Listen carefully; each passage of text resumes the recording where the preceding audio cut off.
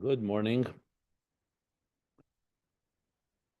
We are continuing the review, summary, conclusion of Hemshech Ayin Beis, volume 3. We are at the bottom of page 1452. Aleph Tofrim Beis.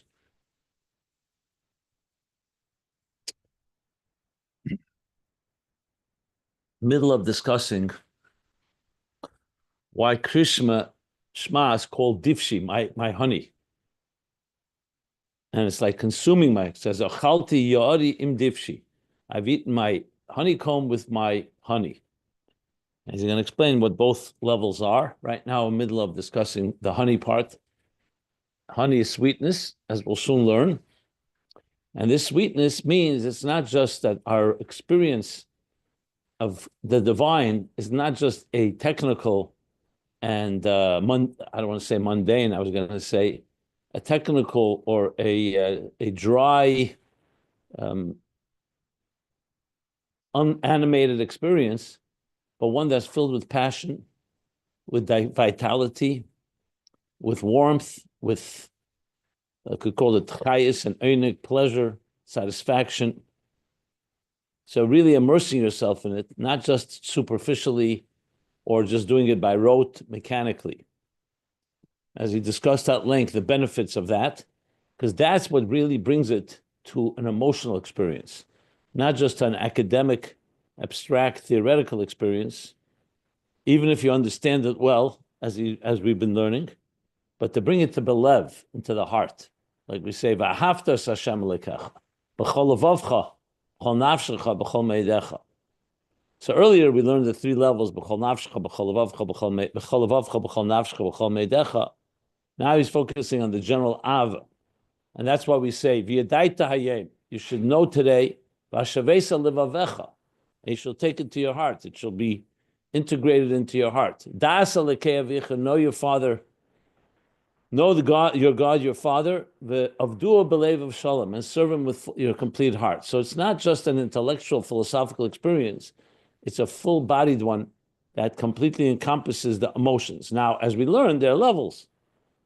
There can be more external understanding and an external effect on the emotions, or there could be a more internal effect and a much more internal effect on the emotions, as we've been learning the last page.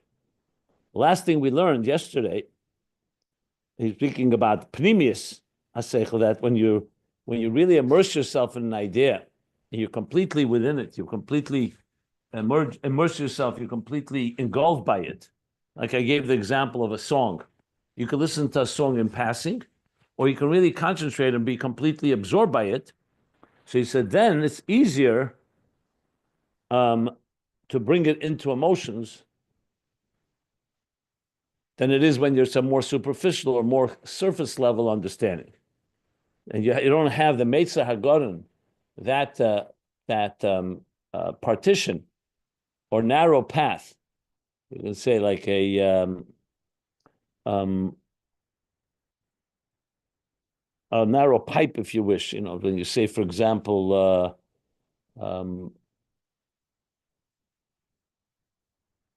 well, no example is just so that Meitzah Hagaron that separates between Meichen and Midas is less of a obstacle from the mind to the heart. The reason for that, he said two things. One is because it touches more the etzem. When you're more bepremius, you're touching the etzem. And we know the etzem hanefesh has this natural, inherent love, a taste for, and pleasure in godliness. And the second thing, because there's das, and das, when there's das, which is more concentrated element, the person is more bound and more immersed, more embedded within the topic, within the idea that he's contemplating, and thus it has that effect. And these midas are on a higher level than the midas of chitzenius hasaga, which is more of what he called an acquired love, as opposed to a more natural, to the point that it also the heart itself, not because it's compelled by the mind's argument, but the heart itself is feeling and experiencing these emotions. Now, of course, this is all much stronger when you know that we're born, that the soul naturally has a inclination for transcendence, for the divine. So it's not all has to be created by a contemplation. But when you have both together, that's when it really comes alive. So even though it does come from the asag and isbanus, from the understanding and from the contemplation, but since now the heart has been aroused and stimulated, so the lev mesanegal alkus, the lev atzmei, the heart itself desires through this level of elikus. And this is the meaning when we say vahafta, the true meaning of vahafta. The ikar, rather, the primary meaning of when you say loving God after Shema is ava mitis, this ava, this true love, which comes from having not just love, but a full pleasure. And how does that come? Only when you really contemplate and concentrate on what God is. Because as I explained yesterday, naturally, left to our own devices, the way we've been created, the soul comes down, is concealed inside a body, an animal soul. So what we have pleasure in, ask most human beings, what do they have pleasure in? It's mostly material things, tangible things. They have pleasure in food, in drink, in travel, in sexuality. So even if some of these things can be sublime as well, but it's primarily in things of this material world. To have pleasure in spirituality, especially in godliness, that takes effort. Because we're not naturally that way. When I say natural, I don't mean the natural soul. I mean naturally as we are in this world. You wake up in the morning, you're not going to usually feel your soul's spiritual hunger. You're going to feel your physical hunger. Because that's the world in which we live, where the divine and the godliness is concealed. So you need to work at it. And Shema Yisrael is a central part of this, because that's the focus, is that what? That true reality is not the Gashmis. True reality is Elokus, Hashem Echad. The oneness of the divine is the only true reality. And the rest of existence is, compared to that, not just pales in comparison, is meaningless. It's insignificant on its own. Obviously, God created that world, and that's why the world has significance, because God wants it to have significance. But on its own, comparable speaking. I mean, just to use a simple example. You see a little child sitting on the floor playing with a toy. Most adults don't have any value, see no pleasure in that. You understand that a child on a child's level has pleasure in it. And if you want to play with a child, obviously you can go down to that level. But a healthy adult is going to have pleasure, maybe reading a book and some idea, discussing an idea, or an emotional experience, whatever that is, a more mature experience. So compared to you, the adult that is, the child's pleasure is in something that's nonsense. Again, we're not dismissing for the child, it's not nonsense, because the child, that's where the child is at. And here we are talking about two human beings who are very much commensurate to each other. We're not that distant, because adults also have their games. They also have their toys. It's just not the same type of toys as children have. But if you really mature to a point where you talk about a person whose whole life is dedicated to the sublime, to transcendence, and so on, for them, even the material pleasures of an adult are meaningless. It's insignificant. So imagine if a person really can understand what God is about, at the best of our ability, you're talking about a reality, a completely different reality, a reality that must exist. Everything in this world is arbitrary. So the more the contemplation that, I'll read the words, Atzmus ein sof hu hayesh ha'amiti. He's the true yes, he's the true reality. And everything is kolom mamish chashiv. It's completely like nothing in his presence, because all the giluyim and ishtalshus are not just down in this world, even in higher worlds, even in Asiya, Yitzira, Bria, Atzilus, all the way to the highest levels, Afilu, Madriga, Yesel, Yenis, are be'ein areich, are infinitely distant compared to Atzmus. And they're kolok ayin mamish. Why? Because he's the only, hu levadeh ve'ein zo lo seiklau. Hu levadehu. He's the only real true reality. And we learn at length what this means. Again, God created the reality called the physical world. So that's why it has credence. But if you compare the two, What is a true reality? A reality that must exist, a reality that is eternal, a reality that is is the source of everything else. That's God. And when there's a Gili Hashem, then he continues. Gili Hashem echad b'libei. Now, this contemplation, when this comes down into the heart, because you did it with pleasure and with chayis and enig, it's not just a contemplation, a nice philosophical idea that God is beyond us, but you're really actually experiencing it.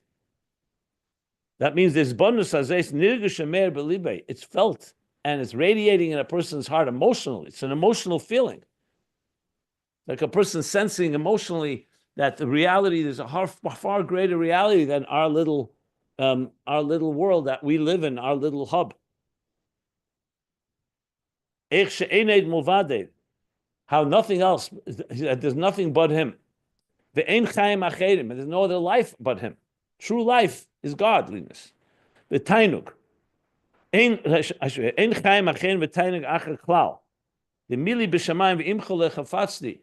Because when I have God in heaven, what I don't need anything from this ground because I'm connected to that. Everything is like nullified. So the only thing that's real is hu chayecha. God is your sustenance. He's your true source of life. Because he's the source of life and the source of all pleasures. So when someone will say, where's the source of my life? So some people will say it's from your heart. Your heart is beating. You're breathing. Yeah, but who's giving that the capacity to do so? That's coming from a higher place, ultimately God. That's why we say every morning, Moidani, I acknowledge and appreciate that you return my soul to me.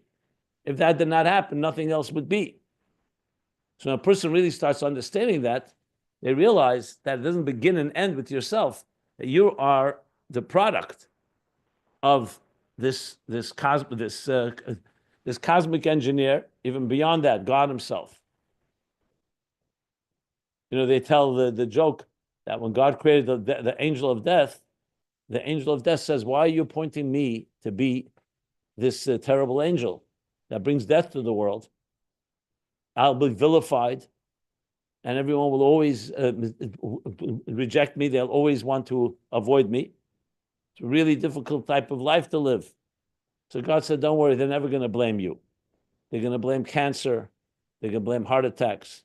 They're going to blame other diseases. They'll never blame you, which is true, because we look again at things in the material world. So we describe causes of our problems. We identify with something we can relate to. The understanding that things are coming from a higher place requires this contemplation, which maybe also explains why we have to say Shema so many times. You know, how many times a day do we say it? We say it in Birchas HaShachar. We say it in Shachris later. We say it in Ma'ariv, not in Mincha. That's 3 times. Then Krishma Shalamit, the 4th time before we go to sleep. And maybe more times. People can say it anytime they want. When you add, of course, Yom Kippur, we have another Shabbos and Yom Tov. We say it also in Musaf, Shema Yisrael. We say it in the Gedusha of Musaf. So bottom line is, because this central prayer, as we learned before, is Klolos Kol HaMitzvahs, captures the very essence of all mitzvahs, which is to make God the true reality in your life, to manifest that. Shem Echad. And perhaps that's why we cover our eyes, actually, as I mentioned, because our eyes distract us by looking at the material world. So you're saying, you know what, this whole physical world is just an outside product. I mean, another example that I can give, that I've given just as an example, in Shar Yichud V'Amuni speaks a lot about the idea of everything in existence comes from the letters, the Hebrew letters of the Hebrew alphabet, that vivify constantly. Amachadish betuve b'chol yom tamid ma'aseh bereishis, L'Olam Hashem dvarchav nitzu b'shamayim, that God's word is constantly vivifying. So a classic example for that, a modern example, is programming. When you look at your smartphone or at your desktop or laptop, even though you see images or you see letters or you see whatever you're seeing, it's all really zeros and ones that have been translated into an interface, into programs that in turn ultimately create an illusion, create a projection of the letter A or letter B or the images that you see. So even right now, as you're looking at me on this Zoom or YouTube, yes, it's my face and my words, and it's exactly as if you would experience it if you were sitting right near me. But at the end of the day, it's being transmitted through a program.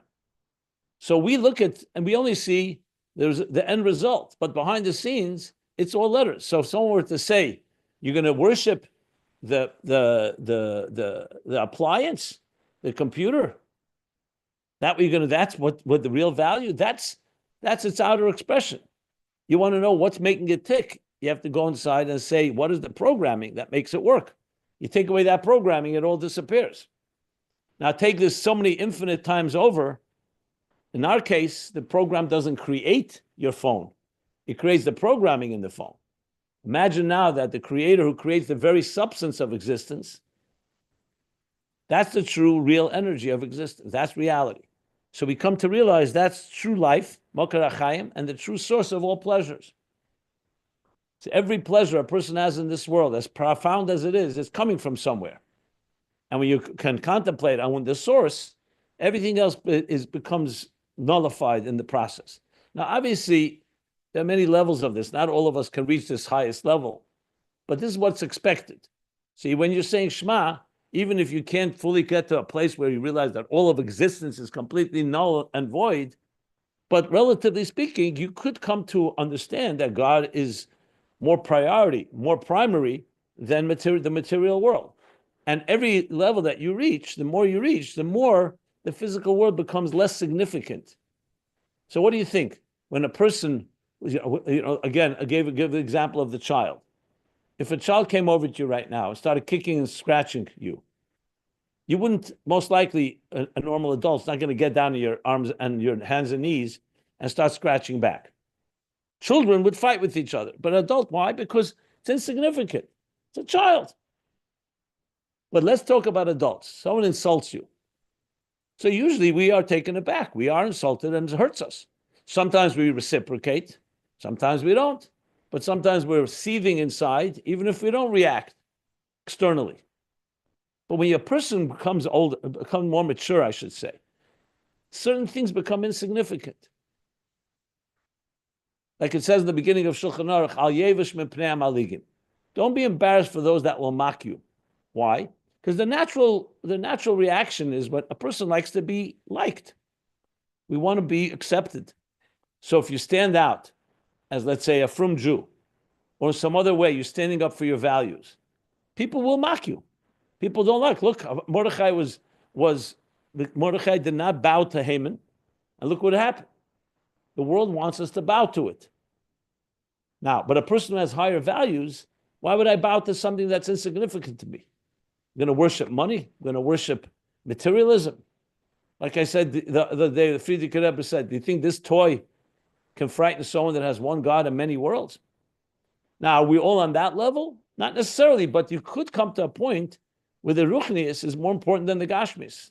In Tanya Perek Lamed Beis, chapter 32, Lev, the whole basis of Ahavas Yisrael there, he says, is when you make your body secondary and your soul primary. Because as long as your body is primary, my body is not your body. My food is not your food. My money is not your money.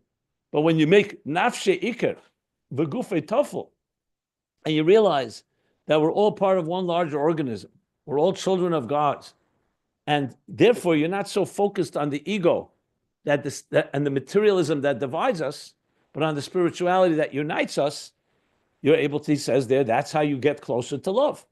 In other words, love is about transcending yourself. And the opposite of is loving yourself is all about you. So basically, this idea really can be applied by anybody, but again, it's all relative. Just a little more explanation, understanding what he's saying here. Now, obviously, the highest level, the ultimate levels is where you come to realize that Atzmus is the only reality and everything is insignificant. But we're talking here not just intellectually, but emotionally. And they were chassidim, not just the Rabbeim. They were chassidim that the world meant nothing to them. Like we learned earlier about people who are not megushim. Gashmis didn't mean much to them. Now, to say they were perfect, Not necessarily. A Beinoni is somewhat like that. But a Beinoni still has a nefesh habamis, he still has an animal soul, but he's trained himself to not give into it. So the pleasure of this world does not affect him as much as it affects others. So our work is to try to get better every day. Again, not extremes, because you have to go step by step relative to your level. I'm just trying to make this more realistic and relevant instead of just thinking, wow, I can never reach this level. That Atzmus is the only reality and everything else doesn't matter. Can anyone really live that way? Most of us can't live that way. You're going to go through your day today and things do matter. You're going to have maybe, God forbid, some physical pain, or you may have some setback, or positive things that happen. I mean, you can't say you don't have any pleasure in a good piece of food. But by learning Chassidus, you come to realize as much as you have, there's something much more real. So we're not asking a person to completely surrender and give up their physical life, but at least, like the Rebbe speaks about, suda. You don't have so much hanoah from it. Fine, you have to eat a meal. You don't have to have so much pleasure in it. And the more you learn about godly pleasure, the weaker the material pleasure has a hold on you. So we all have to figure out where we are in this relative to our level. Okay. So I'm at the bottom of the page on page 1452. If anybody wants to ask anything or comment, please do. Then we'll continue.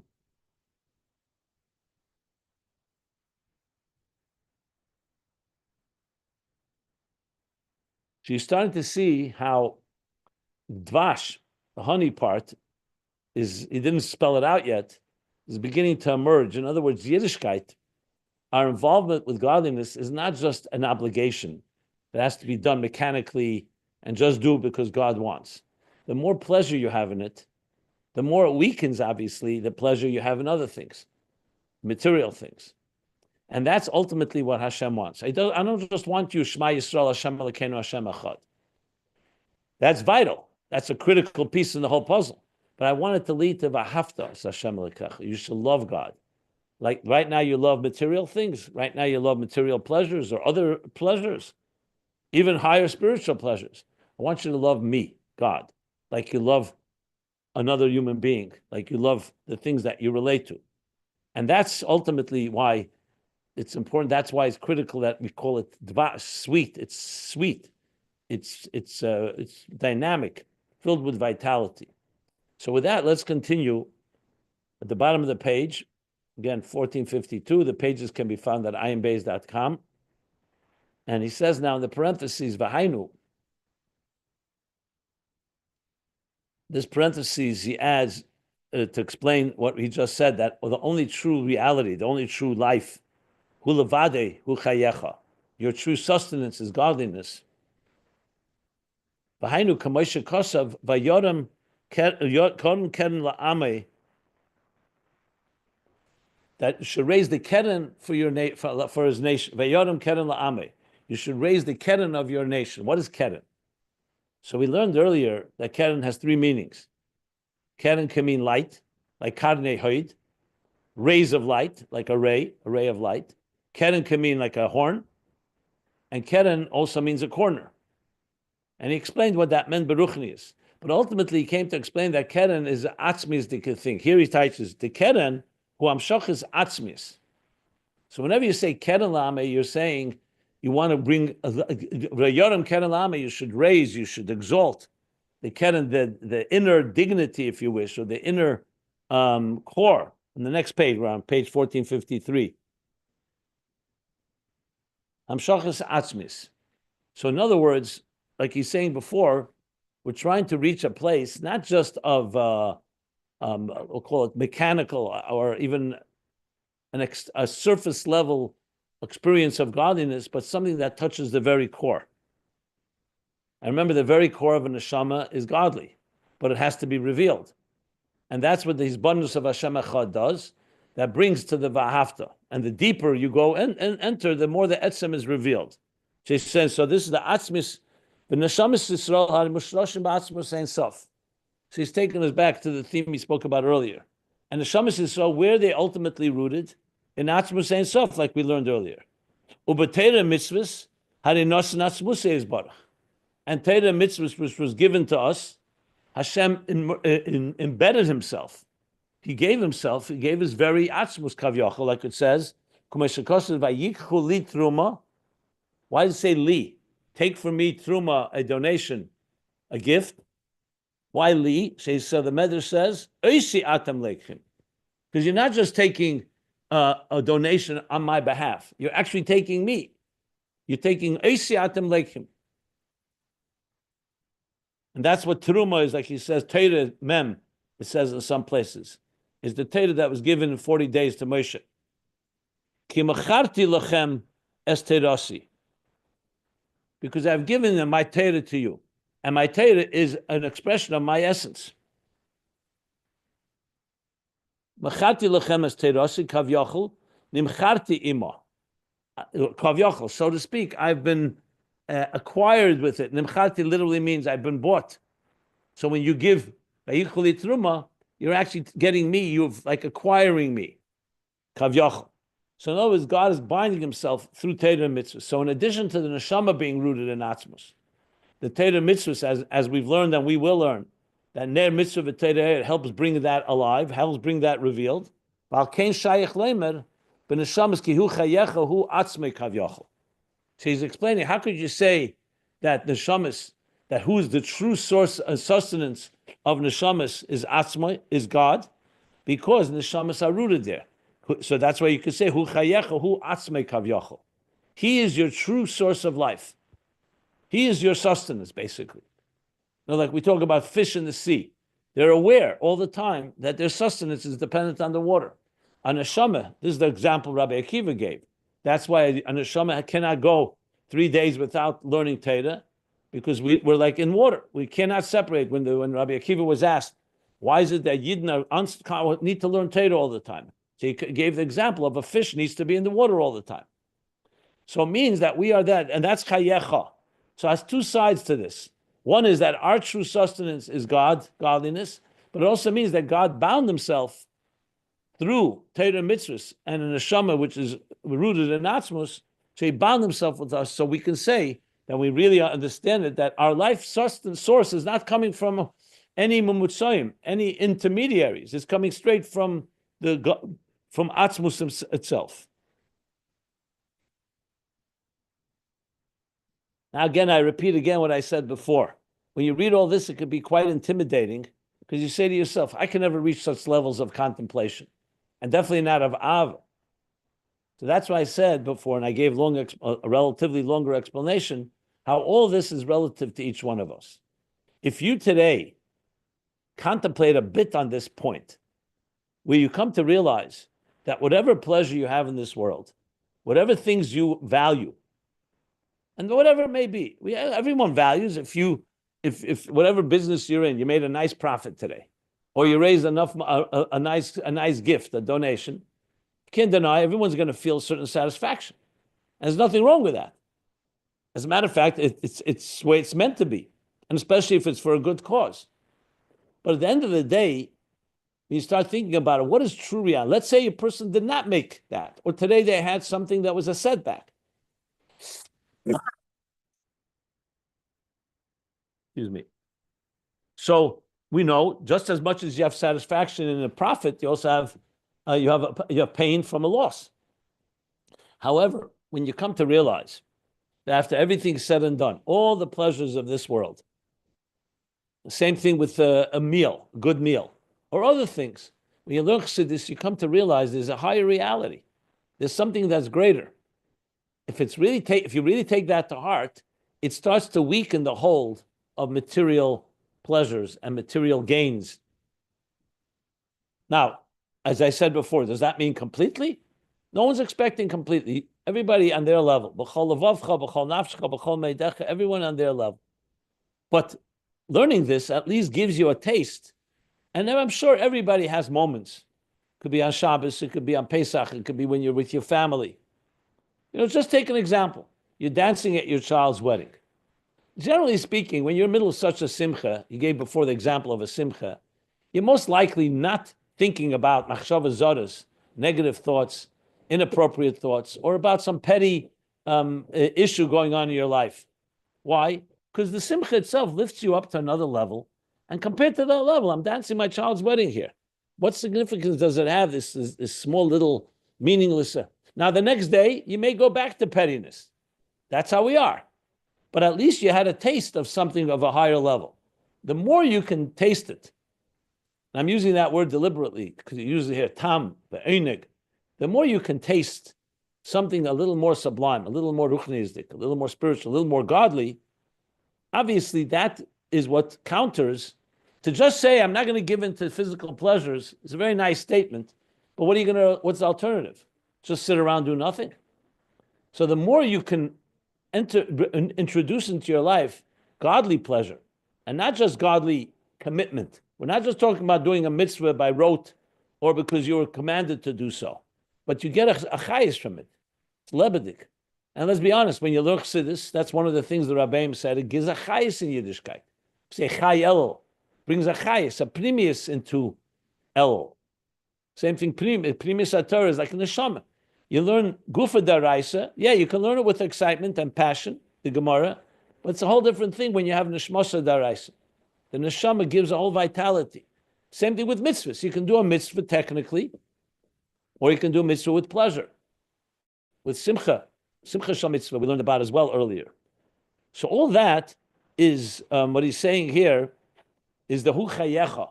You come to realize that what's a real source of your life is not the physical source of life or the physical source of pleasure. It's God. And here he actually introduces, he says again, Atzmus Ein Sof. So when a person contemplates on this Hashem Echad and how the divine, how godliness is our true reality and our true source of life and true source of pleasure, then a person gets Yisanig al Hashem Ha'ed. He will increasingly have pleasure. He will have increasing pleasure in Hashem. Mokar HaTainugim, the source of all Tainugim. So it's like when they say, if you want to have the egg, the golden egg, or the goose that lays the golden eggs.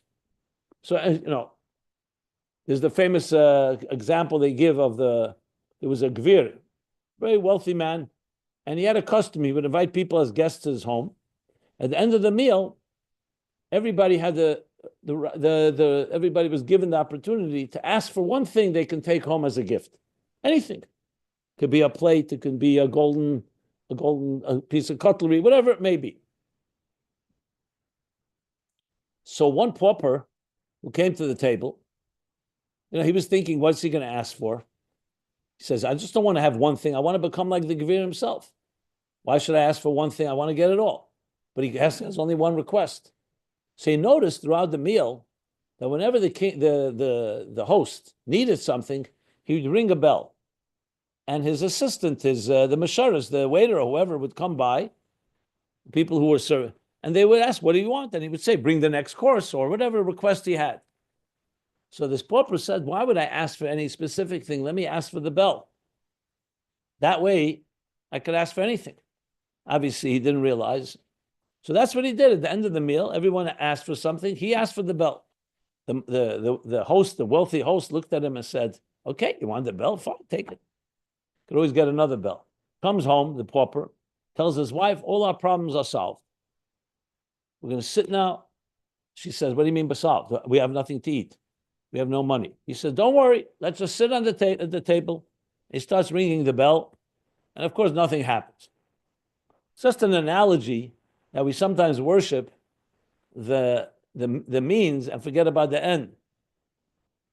In other words, you can start feeling, where was the source of my life? Where do I get my pleasure? Where do I get my chayas from? You could think I get it from my boss or I get it from someone else. But Hashem Echad is telling you, the source of it all comes from Hashem. Yes, Hashem uses different channels and different kelim and different instruments. So you have to make a keli, you have to work. Or you have to use your mind, your heart, and so on. But don't forget, Birchas Hashem Hitashir. Who makes you wealthy? It's God. Not Keichi v'Eitzim Yadi. It's not your power. That's on a very basic level, but that's why it's so important to first establish that you're not self-made, and what gives you true life is not other people, even if they are instruments, your parents, your educators, ultimately is Hashem. So he says,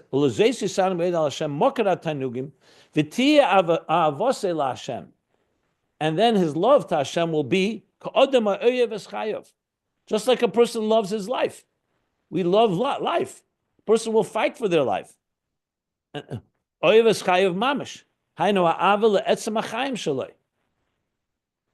what does he mean by love? He doesn't mean love necessarily you embrace. It means that the most important thing to you is your life. And it's you love to be alive. And you love life, and you'll do everything possible to make sure you're alive. Thank God. This Ava is coming from a very core place. And God forbid, when a person, God forbid, is contemplating something opposite of life, we know it's a big problem because it goes against the very grain of human nature. I don't want to elaborate on that side. But on the positive side, it's a critical piece that comes from Atzmus HaNefesh.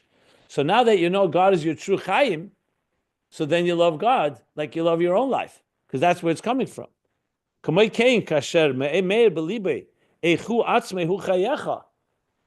just as you love your own life, so when a Meir Belibi that he actually feels and senses, it's radiating in his heart, it's revealed. He emotionally feels, how atzmei, hu chayecha,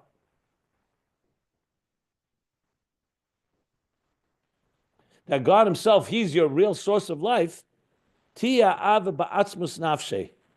So the same thing, the love will be in the core of his soul, the hainu b'pnimius nekudis libe, in the inner core root, inner core point of the person's heart.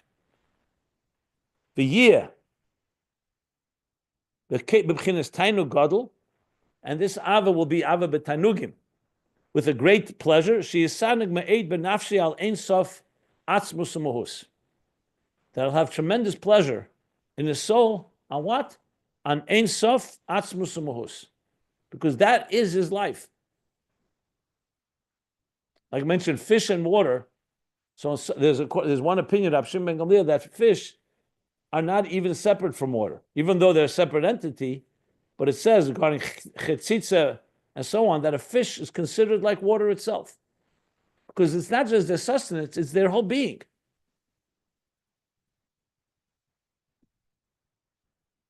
So that's what Hashem Echad really leads to, especially when you do it in a primistic inner way. It leads to this sense. Again, this is a high level, the highest level even, but each of us can achieve it to some extent. B'Zohar Ampin, in some microcosmic way, all of us can achieve a level like this at times more than others.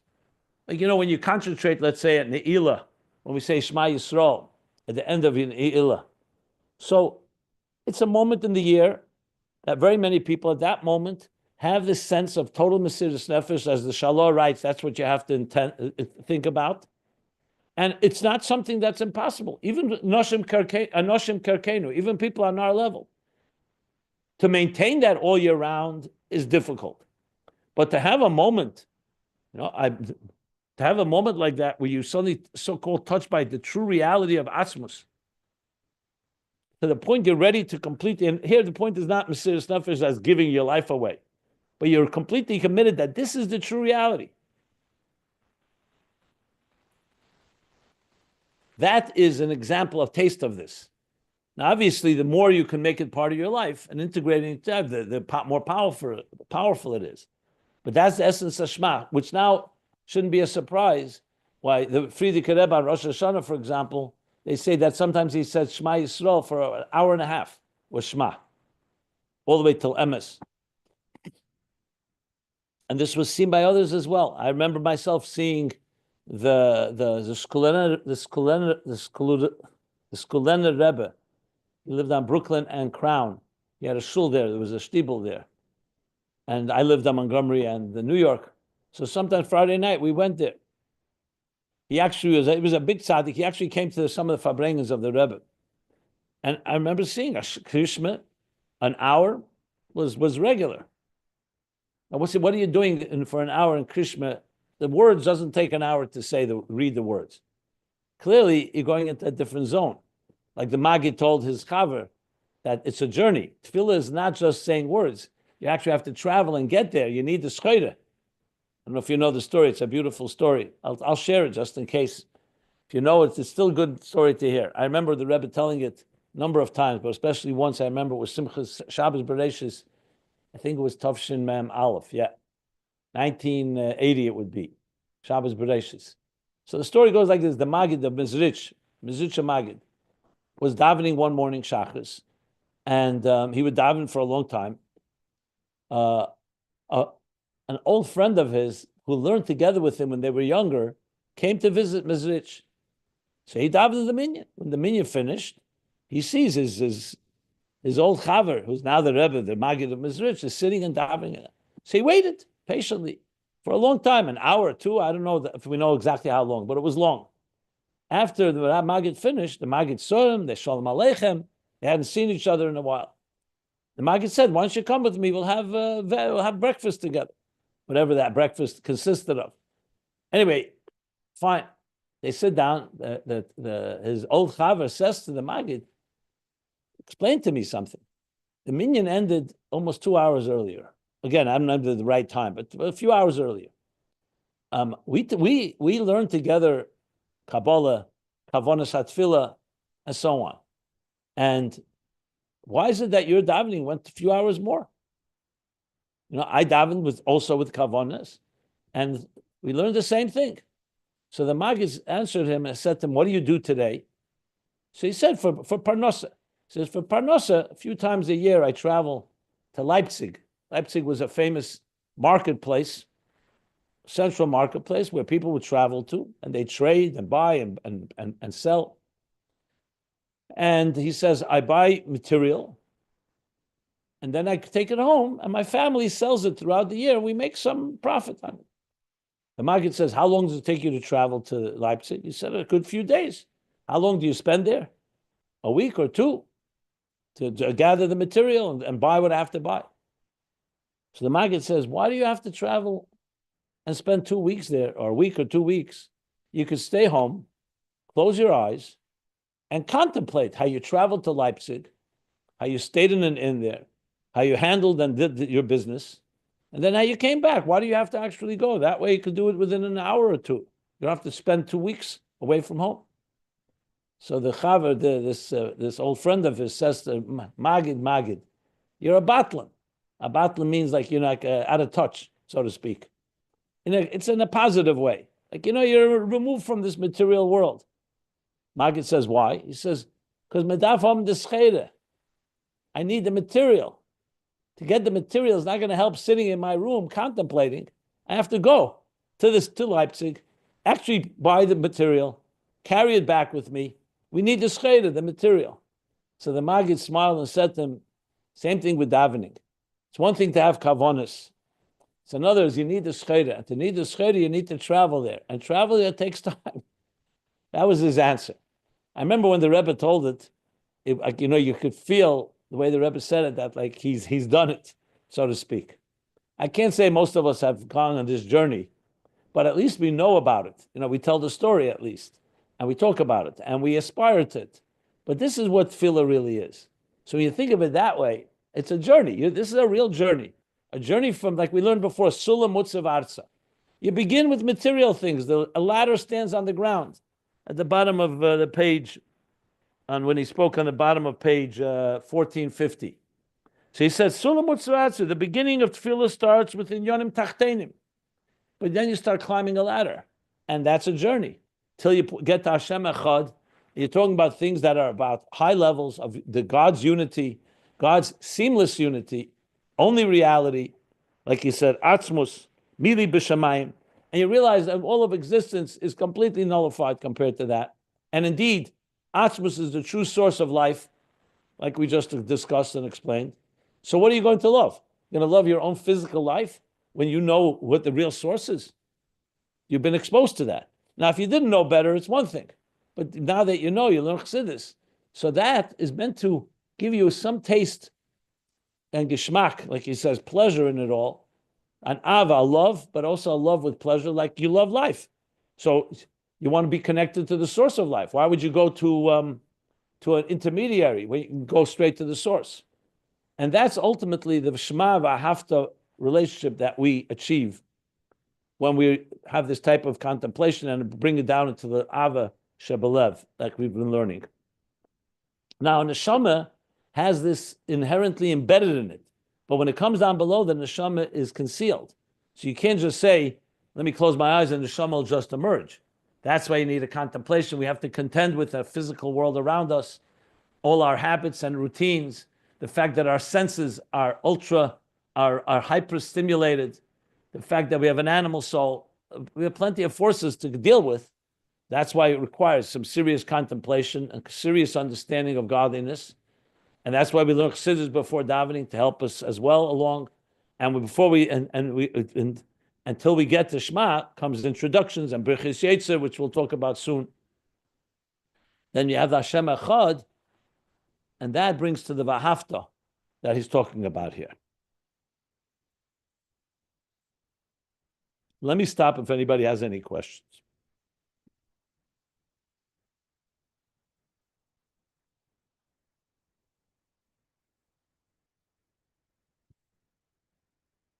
And here, I'll just read one more line because this is like the summation of it all. Now we'll understand why Shema is called divshi, eating my honey. V'zeh inyan achalti divshi. And that means I've eaten my honey.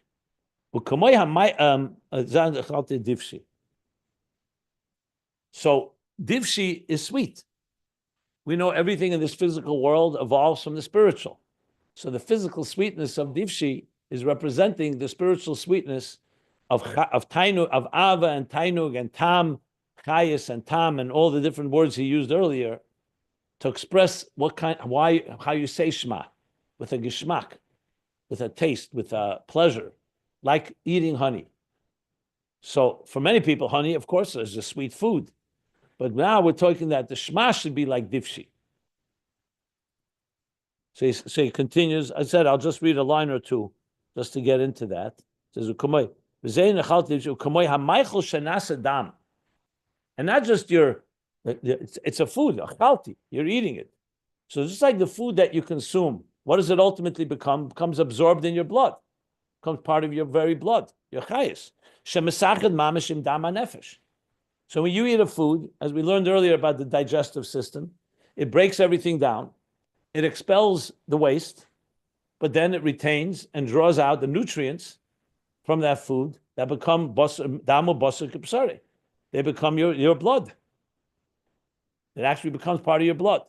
Im dama nefesh, and it unites with the blood of the soul, dama nefesh. Kamoy kain. So just like we say about eating honey, that honey ultimately will become part of your blood. Kamoy kain b'chinas mesikus v'tainug hanal. The sweetness and pleasure discussed earlier, misachad mamish be'erein sev baruch hu. Mamish unites with Erein Sev Baruch Hu.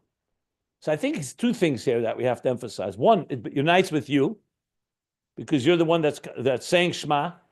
But ultimately, this whole thing, like we learned earlier, is connecting you to the source of life. And the source of life is not just physical blood, it's the spiritual force of life, from Chayecha. So that is what it means, Ochalti Divshi.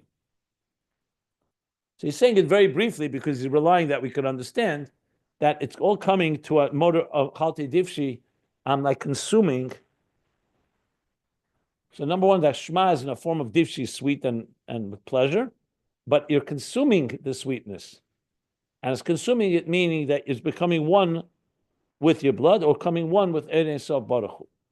I need to think about it as well, explain it a bit better, but I think that for now we'll stop here. We're going to talk more about dvash, about why is it honey? Why not sugar? Why not other sweet elements? We'll talk about that. We'll talk about that in the next class. Okay, so we'll stop here. Any questions? We'll stop here and a third way down on page 1453.